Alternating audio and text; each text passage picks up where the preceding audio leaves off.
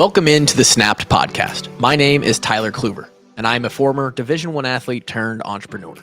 I run my own fitness and nutrition coaching business, as well as a sports media brand that produces podcasts, sells merchandise, and creates exclusive paid content. The fun part is I don't really know what I'm doing as a business owner. I'm just figuring it out day by day. This show, Snapped, acts as an audio journal for my thoughts and ideas on fitness, health, business, mindset, and whatever else I find important on the pursuit to personal happiness and a balanced life. I hope you can take something from the show that makes your life a little bit better. And regardless, I'm just happy you're here. Let's have a day. Let's go.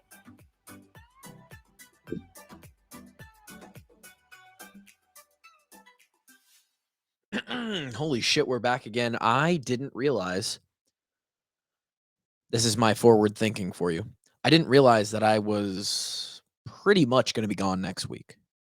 So, for those who just listened to the last two episodes, would have been the I Got Fat episode, and then this just past episode was talking about. I already forgot. What was it? I already forgot. You just listened to it Wednesday, 2 days ago, on the 19th. I'm recording this on the 21st, Friday, because we leave tomorrow for the lake, and I'm returning on Wednesday. And I have told myself I'm going to have episodes up ahead of time if I cannot have them on Wednesday. I'd rather do that than release it on Thursday. It's just how I want to do it. And I realized, holy shit, I totally forgot about that. So here we are recording an episode. It's going to be relevant. It's going to be quick, but we're going to talk about travel hacks for hitting your macros and your protein.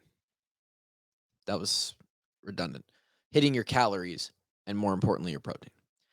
Now, before we get into that, I do want to say thank you so much for everybody that did their part in getting this show to over 100 Spotify unique listeners. We officially have made it to, we've qualified for August for ads. I believe they call it the Spotify Podcaster Ambassador Program, which is you have to have at least 100 unique listeners and have posted an episode in the last 2 months. We did that. So we'll see what that looks like in August. Again, I don't think I'm going to be making hundreds of dollars. I know for a fact I'm not going to be making hundreds of dollars off this specific podcast, this show. But if I can make $5, $10 a show to sit here for 20 or 30 minutes and talk, to be honest, it's just good for my mental health.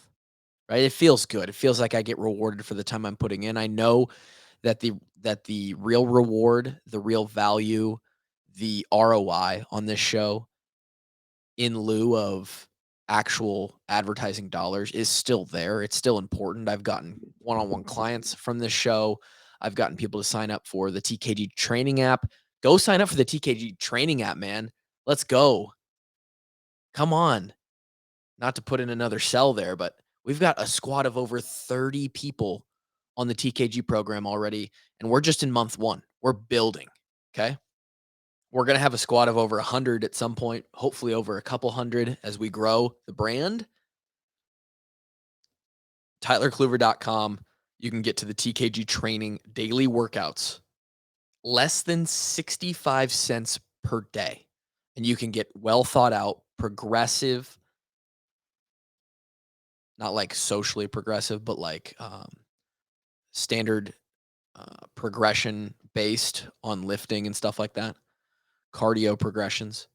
Great workouts, all done within 30 minutes every single day. Warm-ups, cool-downs, some lifting, some conditioning. Go sign up for TKG. I've gotten TKG clients from this podcast. I've gotten some other ROI from this podcast. So I don't need the money, but it does help. We officially hit, at least I looked yesterday, 101.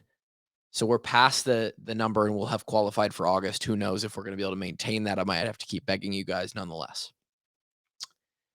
This show, again, because I'm going to be traveling to the lake, that's Lake of the Ozarks, by the way. We hit the Lake of the Ozarks at least once a summer, sometimes twice. And a lake trip, which is pretty common in the Midwest. You don't have beaches, right?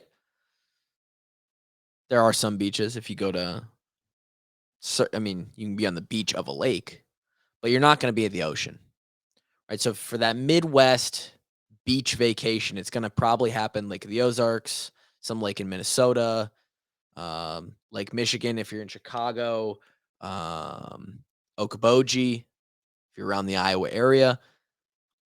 And that's a time where people like to chill out, have some drinks, let loose. And I'm a firm believer that you can do that. You can vacation and still format your meals and format your activity in a way that not all is lost. And here's the deal. Could you take, we're going to be at the lake for half of Saturday, Sunday, Monday, Tuesday. We'll probably leave Wednesday. We're going to be there for 3.5 days, right? In total, it's going to be 5 days of interruption because it's, uh, travel is obviously something that interferes with normal meals, normal workout schedules. Could I take that Saturday to Wednesday and hit nothing realistically? Could I just do no workouts and kind of eat nonchalantly and be okay? Come out of it next Wednesday afternoon and be like, no real harm done. Sure, one for one, but it doesn't usually work like that because mentally that takes us way backwards. For most people, myself included to a very small extent, I'm very, very good at blocking this out and and understanding the process, but I'm the fitness guy. I'm the coach. I'm someone who goes over these principles every single day in my head and sees them work. For normal people, if you're in a groove and for the last 2 weeks you've been working out and you hit a travel week or a travel long weekend where you're like, all right, we're off to the lake. And now you don't work out. You don't get any sort of movement in, right? A lot of times on the lake, it's going to be hanging out on the boat, floating in the water, hanging out on the dock. You're at the bar, you're drinking. The food that you're eating is oftentimes not meal food, it's snack food. So, living your life like that for 2, 3, 4 days can mentally set you back to a place that is super detrimental to your momentum. And in reality, you haven't lost that much. You might have taken a step or two back. But it feels like mentally, after those 3 or 4 days, that you took 10 steps back. And usually what that does is it kicks us out of that momentum altogether. It's like, okay, well, now I come home from the lake trip on a long weekend on a Tuesday or Wednesday. You know what? Fuck it. We'll just chalk this week up and I'll start next Monday. And then you justify that. You make that okay in your head and say, okay, you know what? Like, I'll get back on the horse. But then you get to Friday and Saturday. And because you said screw it to the week, you let loose on Friday and Saturday, you eat like shit the rest of that week. That vacation of 2 or 3 days or a long weekend has now turned into a full week. And then Monday comes around when you're ready to restart and you're either not motivated to do so because you feel like shit physically and mentally because of how you've been living over the last week. You're bloated, you're retaining more water, your energy's probably off, you might have a headache or, be suffering the longer term effects of what hangovers do to you, dehydration, etc. So now your will, your motivation, your determination to go and get back in the routine is so low. But also, who knows where that lake vacation, that long weekend turned up in the month. Say it turned up and you got home on like the 23rd. Say you're going to be doing it like I have. We're going to get back on the 26th. I guess that's not a great way, not a great example. Say you get back like on the 15th in the middle of the month, and then you waste the rest of that week, and now you're in the 20s. And because our brain works in funny ways and we format things in a calendar sense, now you're like, okay, I'll just start again next month. So now a 2 or 3 day, long vacation on the lake has turned into 2 or 3 weeks or the rest of the month being completely derailed. And I believe that you can live and have fun and behave in a way that both is maintenance based in your goals, but also allows you to have fun, have some drinks, eat some snack food on a vacation like I'm going to take. So I'm going to give you my top 3 tips on how to do that. And I said that so confidently, like I know the top 3 tips. I only know a couple of them. Um, off the top of my head, and I'm just gonna kinda round these out. Number 1 would be the travel days. These are most important because and again, I'm gonna try and focus this back around on protein.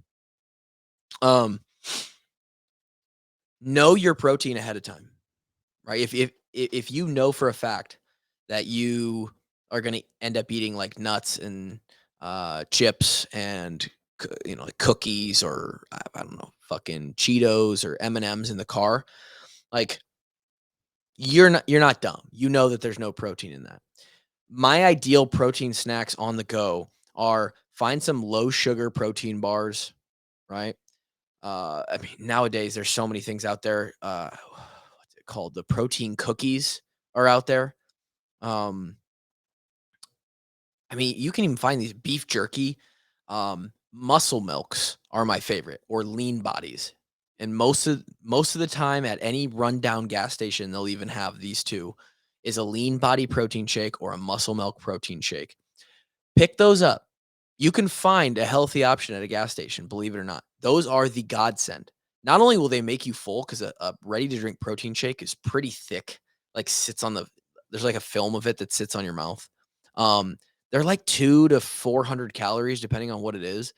And you can get 30, 35, 40 grams of protein if you pick up a muscle milk or a lean body. Uh, and that's honestly the travel hack, right? We're all the goal here is to hit your protein, hit your calories. If you are a one-on-one client of mine, you know that 40 grams of protein from a gas station that you can slug down real quick and it holds you over. Do that. Do that big time. Other things to help you as far as the nutrition side goes while you're on a vacation or a short vacation, a long weekend. Um, Greek yogurts, little single serve Greek yogurt cups are anywhere from 10 to 11, 12, 15 sometimes. If you get the Oikos Pro, up to 20 grams of protein in those, right? And then I would say eggs. Eggs are you can work eggs into so many things. You can make eggs for breakfast. You can make them several different ways. There's 6 grams of protein per egg. Use it, right? Use it. Okay. The second tip would be structurally how you make your day. When you get and settle into a lake vacation, right? Or this could be a vacation in the woods for all I care at the cabin. Structure your meals because they're going to be off routine in a way that breakfast and lunch are protein heavy.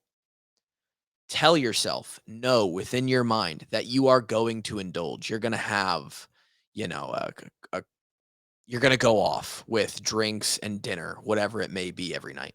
Dinner's usually the time the sun goes down that we're going to indulge, right? So, and we feel the social pressures of that, right? Well, I don't want to be the guy who's like having a turkey breast and some rice at the lake, right, at 7 p.m. when everybody else is drinking uh, brewskis and slugging snacks. Then don't be that guy. But put that turkey breast, put that protein that you're going to eat at the front of your day, right? My breakfast at the lake will look like this: eggs and either turkey, eggs and either bacon or sausage, right? Like Jimmy Dean sausage patties or just some bacon. Right, I'll start off my morning. 4 eggs is 280 calories. A couple slices of bacon or a couple sausages is another 200-ish calories. I'm gonna be sitting at like 500 calories, and I'm gonna have a solid 50 grams of protein in me. Little bit of fat in that, of course. No carbs. No carbs. Um, and we'll get to this in a second. I will work out in the mornings, right? So I'll hit a little post-workout carb. Um, but you can subsist on a high protein breakfast or an almost exclusively protein breakfast. And if you can't, throw in like a half bagel or a half English muffin or a piece or two of toast. It's not hard. Stay low, stay pro. Stay low, stay pro. That should be a t-shirt, protein. And save your calories. Lunch, same thing. It could be burgers. It could be chicken wraps. It could be, find something to be your protein for lunch. And I'm not saying you have to be perfect. You're maybe not going to hit your gram per pound of body weight in protein on this trip, right? You might your goal for vacation might be zero point 0.7 grams of protein per gram. So for me, instead of 200, I'm trying to get to 140 or 150. If lunch has been decided within the family or the group of friends or whoever you're with that there's not really going to be a protein option here, which again, if you decide to eat pizza or you decide to get um wings or there's protein everywhere. You can make the protein forward option your choice. This is when at the gas station you plan ahead and you say, I'm going to buy like 3 or 4 of these so that for lunch each day I have one of these 30 or 40 gram protein shakes to slug down, right? That helps not only fill your stomach, uh, fill your satiety so that you're not eating 6 pieces of pizza and then maybe it's 2 pieces of pizza and a protein shake, but it also ticks up that counter of the protein number. Okay. Protein shake. This is also when you could use, and maybe you use it in the afternoon, do it strategically to kind of hold you over till that dinner time period. This is also when you could throw in a small bowl of cottage cheese or the Greek single serve yogurt, right? And now for dinner, don't worry about it. Have fun. Be on vacation. Be on your lake trip, right? Drink the beers. You've front loaded yourself so that you can enjoy and still live, be a human, right? But number 1 was, the specifically the muscle milks, the single serve yogurts, the easy protein snacks, the beef jerky, cheese even sometimes. I've even seen some of these drinks that you can get at a gas station nowadays are like protein Gatorades or protein, lemonades or something like that. And then if they're low sugar. And then the second one is structure your day so that you're protein heavy in the beginning and the middle so that you can enjoy the end. My third travel tip is on the workout side of things, get your workouts in the morning. You're going to wake up, especially if it's day 2 or day 3, and it's going to be like, all right, we're trying to get the most out of this trip. Let's go down to the boat. Let's take the boat out. Let's go lay on the dock. Wake up 30 minutes earlier. Hey, hell, sign up for the TKG training program. Pop open the app. Workout's going to take you front to back 30 minutes max, right? Even if you don't have a dumbbell, you could take a jump rope and just modify. Get that workout in. You'll feel good. You'll be encouraged within yourself to take more healthy action throughout that day. Maybe not make such bad decisions, not spiral so much because you started your day with maybe a big glass of water and a little body weight workout. I love waking up and at the lake. You can hear the birds and the nature just chirping and singing. It's quiet because everybody's still asleep, and I'm out running the roads. I'm out doing burpees, squats in the driveway. I know not everybody loves that shit like I do, but if you can get that workout out of the way in the morning, it will help lead you to better decisions throughout the rest of the day, and it ensures that you get your movement in. The other last bonus tip, a fourth tip, a bonus, the extra, is the lake is a great time. You're on vacation, right? Take a walk. Go explore and enjoy. Take a little walk, get your steps in. That helps get your movement for the day in. Enjoy wherever you are. The back roads of Lake Okoboji or Lake of the Ozarks. I love that. But find a way to find the happy medium. You don't have to go full send. And every time you do go full send, you feel like shit. You're hungover, you're bloated, you ate like shit. I'm never drinking again. I'm going on a diet. Don't be that person. Don't yo-yo. Make the simple, easy decisions. Use these 3 tips. Have a great time at the lake. So you're hearing this on the day that I'm actually coming home from the lake. So we got our episode in for this week. Remember, listen on Spotify, because if you're on Apple, you're a pussy. And sign up for the TKG daily workouts. They are fantastic for damn near everyone out there. That's all I have for this week. Thank you for listening. Until next time. Peace.